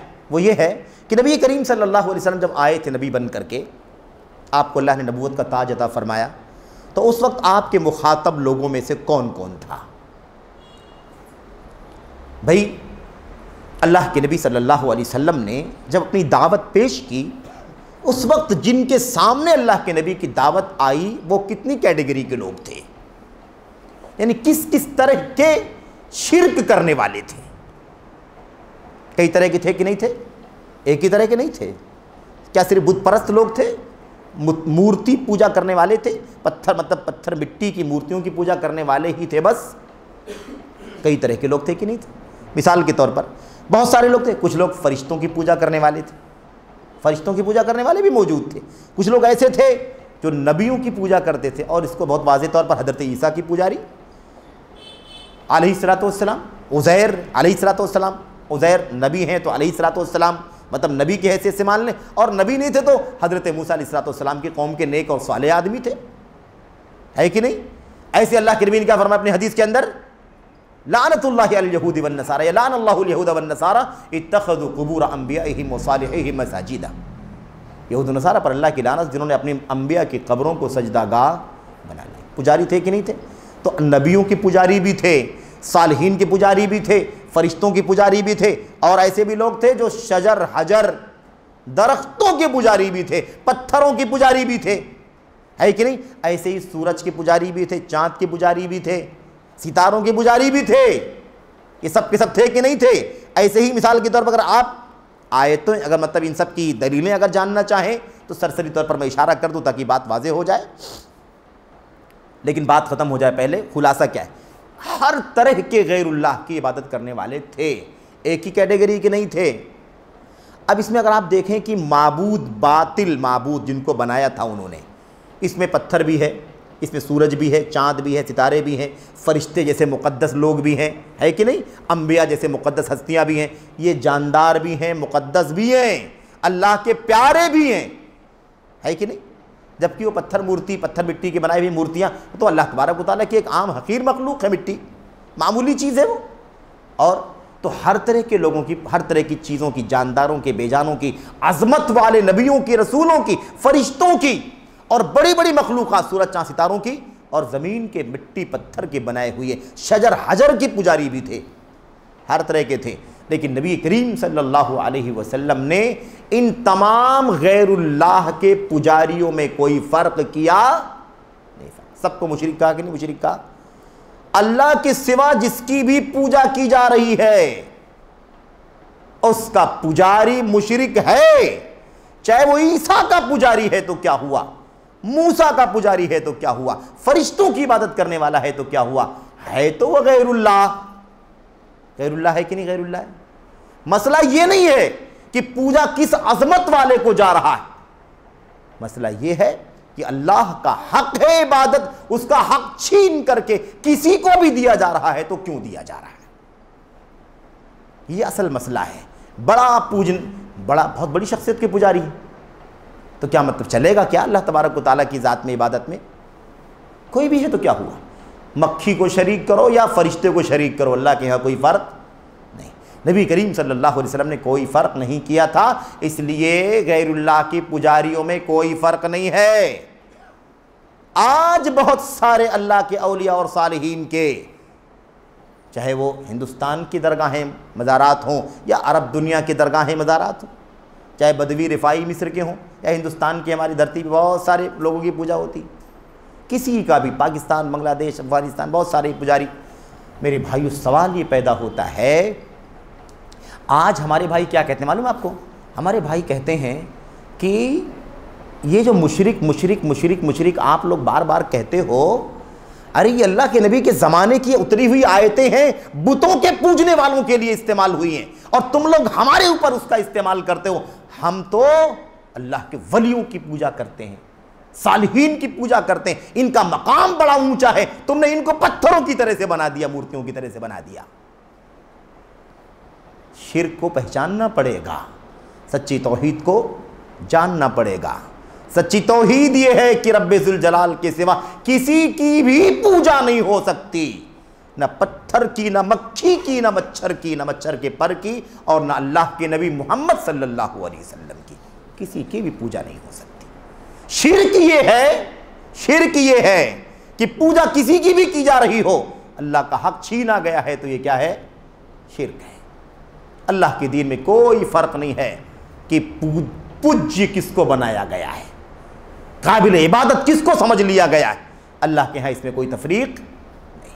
وہ بھی مشرک جہنمی جو مچھر اور مکھی کا پجاری ہے، وہ بھی مشرک جہنمی جو حضرت موسیٰ اور عیسیٰ کا پجاری ہے، فرشتوں کا پجاری ہے، محمد الرسول اللہ کا پجاری ہے، یا حضرت ابراہیم خلیل اللہ کا پجاری، اللہ کے ہاں ان میں کوئی فرق نہیں ہے۔ اور ان سب کے پجاری موجود تھے، ان سب کی آیتیں ہمارے سامنے موجود ہیں، لیکن وقت زیادہ چلا جائے گا اس لیے ہم ان سے صرف نظر کر کے آگے بڑھتے ہیں۔ 3 قاعدے ہو گئے، چوتھا تو اب ان کو سمجھانا ہے، ہمیں کیا کرنا ہے؟ ہمیں ان بھائیوں کو سمجھانا ہے کہ میرے بھائیوں یہ بات صحیح نہیں ہے، آپ کو کس نے سمجھا دیا؟ کہ یہ آیتیں جو مشرکین کے بارے میں قرآن کے اندر ہیں، ان کے اندر ان آیتوں میں صرف مٹی پتھر کے بنائے گئے بتوں کے پجاریوں کو مشرک کہا گیا۔ غلط ہے۔ کس نے بتایا آپ کو؟ حضرت عیسیٰ کے پجاری بھی تھے، وہ بھی مشرک۔ موسیٰ، حضرت عزیر کے پجاری، ان کو بھی مشرک کہا جائے گا۔ فرشتوں کے پجاریوں کو بھی مشرک کہا جائے گا۔ سورج، چاند، ستارے، کتنی بڑی بڑی مخلوق ہے بھائی، پوری دنیا میں اس کی روشنی بکھرتی کہ نہیں بکھرتی، لیکن اس کے پجاری کو بھی کیا کہا جائے گا؟ مشرک ہی کہا جائے گا، کوئی فرق نہیں ہے۔ یہ ہم کو سمجھانا ہوگا۔ تو یہ کہنا غلط ہے کہ تم بتوں کے پوجنے والوں کی آیتیں اٹھا کے ہم پر فٹ کرتے ہو، ہم تو اللہ کے اولیاء اور صالحین کے پجاری، کوئی فرق نہیں۔ ہم کہیں گے بالکل اللہ کی کلام کی آیتیں پڑھ کر کے دیکھو، اللہ کے نبی جب دنیا میں آئے تھے تو آپ کے سامنے مشرکین، صرف بت کے پجاری مشرکین موجود نہیں تھے، بلکہ نبیوں کے، فرشتوں کے، چاند کے، سورج کے، ستاروں کے، صالحین کے، اولیاء کے، سب کے پوجنے والے موجود تھے، اور سب کے سب کو قرآن نے مشرک کہا، سب کے سب کو نبی نے مشرک سمجھا، سب کے سب کو اللہ تبارک و تعالیٰ کے یہاں اسی بات کی وعید سنائی گئی کہ اگر بغیر توبہ کیے مر جاؤ گے تو تمہارا جہنم ابدی ٹھکانہ بن جائے گا۔ اچھا جناب، اس کے بعد آخری قاعدہ، چوتھا والا قاعدہ، بالکل اختصار کے ساتھ، تاکہ بات انشاءاللہ وقت پر ختم ہو جائے گی۔ مشرکین، شیخ محمد بن الوہاب رحمۃ اللہ علیہ فرماتے ہیں، کہتے ہیں ہمارے چوتھا قاعدہ شرک، اور یہ سارے قاعدے ہم پڑھ رہے ہیں نا، ان قاعدوں سے آپ دیکھیے کہ توحید کی حقیقت کھل کے آ رہی کہ نہیں آ رہی، کہ اصل توحید ہے کیا، شرک کی حقیقت کھل کر کے آ رہی کہ اصل شرک ہے کیا، کیا ہے جس کو لوگ توحید سمجھتے ہیں اور توحید پوری نہیں ہے وہ، اور کیا ہے جس کو لوگ شرک سمجھنا چاہیے لیکن شرک نہیں سمجھتے ہیں، یہ واضح ہو رہا ہے۔ اس کے اندر بھی آپ دیکھیں، کہتے ہیں ہمارے زمانے کے جو مشرکین ہیں، ہمارے زمانے، یعنی یہ بات شیخ الاسلام محمد بن عبد الوہاب نے اپنے زمانے کے لیے کہی، یعنی آج سے تقریباً 250 سال پہلے، 1444 میں ہم ہیں اور 1206 میں شیخ الاسلام کی وفات ہو گئی، 250 سال سے زیادہ کی پہلے کی بات ہے، اور اب 250 سال اور کاؤنٹ کر لیں، ہم لوگ اپنے زمانے میں دیکھ لیں، ہے نا، تو بات اور واضح ہو جائے گی۔ اور کیونکہ ہم اپنے وطن اور اپنے آس پاس پڑوس کو ہم دیکھ رہے ہیں، جان رہے ہیں، اس لیے بات زیادہ سمجھ میں آ جائے گی۔ کہتے ہیں کہ ہمارے زمانے کے مشرکین کا شرک پہلے زمانے کے مشرکین کے شرک سے کہیں زیادہ بدتر، گھناؤنا اور سخت قسم کا ہے۔ کیسے؟ ہم لوگ یہ سمجھتے ہیں نا، مشرکین تو ہیں لیکن یار اس زمانے میں تو سب بتوں کی پجاری تھے، مورتیاں بنا بنا کے پوجتے تھے، اور آج کل کے لوگ تو کم سے کم یہ نہیں کرتے۔ ایسا نہیں ہے، بالکل الٹا ہے۔ ہمارے زمانے کے مشرکین کا شرک اس زمانے کے مشرکین کے شرک سے کئی گنا سنگین، خطرناک، گھٹیا اور گندے قسم کا ہے۔ کیسے؟ شیخ سمجھاتے ہیں، کہتے ہیں دو پہلو اس کو جان لو۔ یہاں شیخ نے ایک پہلو ذکر کیا ہے اپنی اس کتاب میں القواعد الاربعہ میں، ایک ہی پوائنٹ ذکر کیا، دوسرا پوائنٹ شیخ نے وہاں ذکر کیا ہے جو ان کی دوسری کتاب ہے جس کا نام ہے کشف الشبہات فی التوحید۔ توحید میں ڈاؤٹس کی وضاحت، ڈاؤٹس کو کھولا ہے کہ یہ ڈاؤٹ ہوتا ہے لوگوں کو، یہ شبہ ہوتا ہے، یہ کنفیوژن ہوتی، اس کو کھولا ہے انہوں نے۔ اس کے اندر ایک دوسرا پوائنٹ بھی اس کے اندر بیان کیا ہے، وہ بھی اسی کے ساتھ جوڑ لینا ضروری ہے۔ کہتے ہیں اس لیے گندا ہے اس زمانے کے مشرکین کے مقابلے میں آج کل کے زمانے، اس زمانے کے مشرکین کا شرک، اس لیے کہ اس زمانے کے جو مشرکین تھے وہ آسانی میں غیر اللہ کو پوجتے تھے، مشکل میں اللہ کو پکارتے تھے۔ بات سمجھ میں آ رہی ہے؟ مشکل جب آتی تھی کس کو پکارتے تھے؟ وہ اللہ کو۔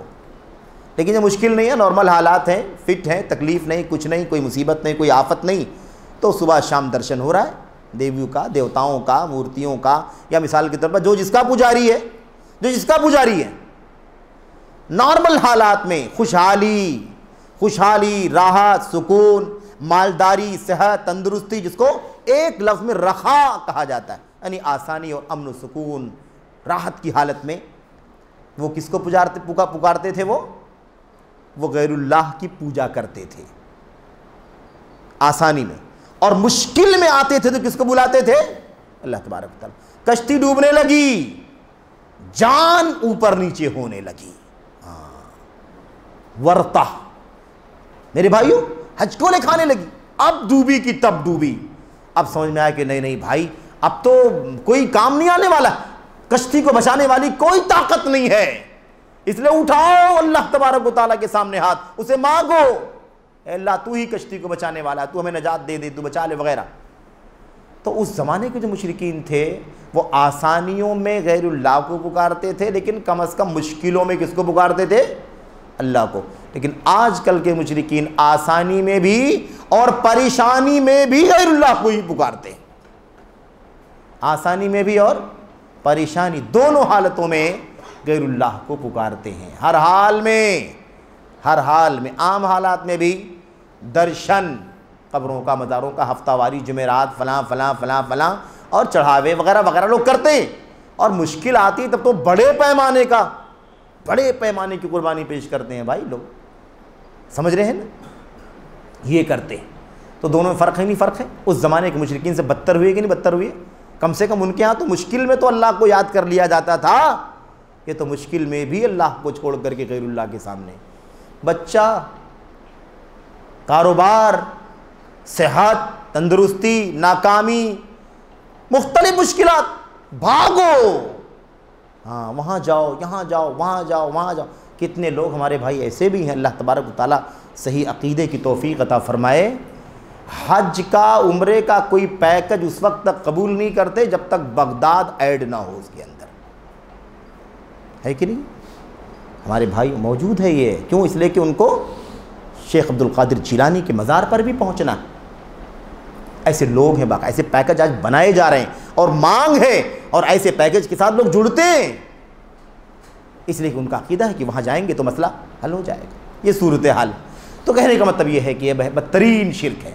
دوسرا جو پہلو ہم نے کہا کہ شیخ الاسلام نے وہاں کشف الشبہات میں ذکر کیا ہے کہ پہلے زمانے کے مشرکین کا شرک آج کل کے زمانے سے کے مقابلے میں کمتر تھا، آج کل کے زمانے کا شرک بدترین ہے پہلے والے کے مقابلے میں۔ اس کی ایک علامت یہ کہتے ہیں کہ اس زمانے میں جن کو غیر اللہ کے علاوہ پوجا جاتا تھا، کم سے کم وہ اونچی ہستیاں ہوا کرتی تھیں۔ رسولوں کو پوجا جا رہا ہے، حضرت عیسیٰ کو کوئی پوج رہا ہے، فرشتوں کو کوئی پوج رہا ہے، کوئی بڑی بڑی مخلوق، آسمان کے ستاروں، چاند اور سورج کی پوجا کوئی کر رہا ہے کہ نہیں؟ اور آج کل تو کتوں کو بھی پوجا جا رہا ہے، بلیوں کو بھی پوجا جا رہا ہے کہ نہیں؟ پتہ بھی نہیں ہوتا کبھی کبھی کہ کون ہے اس کے اندر، لیکن برسوں سے وہاں درشن ہو رہے ہوتے ہیں۔ تو کم از کم یہ تو ہے نا کہ وہ جن کو پکارتے تھے، پوجتے تھے، وہ ہستیاں اونچی ہوتی تھیں، اور آج کل کوئی تفریق نہیں ہے، نہ جانے کس کس کو، گھناؤنی مخلوقات کو بھی پوجا جا رہا ہے اللہ تبارک و تعالیٰ کے سوا۔ اس لیے شرک کی حقیقت کو جاننے کے لیے اور توحید کی حقیقت کو، سچائی کو جاننے کے لیے ہمیں ان 4 قاعدوں کو جاننا ضروری ہے۔ اس سے باریکیاں نکل کر کے باہر آ جاتی ہیں، اور ہمیں کہیں غلط فہمی نہیں ہوتی ہے، چوک نہیں ہوتی ہے، چوک ہو سکتی ہے، کنفیوژن ہو سکتی ہے، لیکن ان 4 اصولوں کو، عقیدہ توحید کے ان 4 قاعدوں کو، شرک کی حقیقت کو کھولنے والے اور توحید کی عظمت کو کھولنے والے ان 4 قاعدوں کو جاننا اسی لیے ضروری ہے، کیونکہ اس سے توحید کے باب میں، شرک کے باب میں ڈاؤٹس کلیئر ہوتے ہیں، شبہات کلیئر ہوتے ہیں۔ تو اللہ سے دعا ہے کہ اللہ تبارک و تعالیٰ ہم کو، آپ کو، سبوں کو، سارے بھائیوں کو، بہنوں کو اللہ تبارک و تعالیٰ توحید کی حقیقت کو جاننے کی توفیق عطا فرمائے، توحید سے وابستہ ہونے کی توفیق عطا فرمائے، شرک کی قباحتوں سے، اس کی گندگیوں سے، اس کی، میرے بھائیوں، اس کے عیوب سے، میرے بھائیو، اللہ تبارک و تعالیٰ سبوں کو آگاہ ہونے کی توفیق عطا فرمائے، اور اسے توبہ کر کے اللہ تبارک و تعالیٰ ہم سبوں کو اپنی توحید سے وابستگی کی توفیق بخشے، توحید سیکھنے کی، توحید پڑھنے کی، پڑھانے کی، توحید کے مطابق زندگی گزارنے کی، اس کی دعوت دینے کی، اس کی راہ میں آنے والی مشقتوں پر صبر کرنے کی توفیق عطا فرمائے۔ آمین رب العالمین، صلی اللہ وسلم وبارک علی نبینا محمد وعلی آلہ وصحبہ اجمعین، والسلام علیکم ورحمۃ اللہ وبرکاتہ۔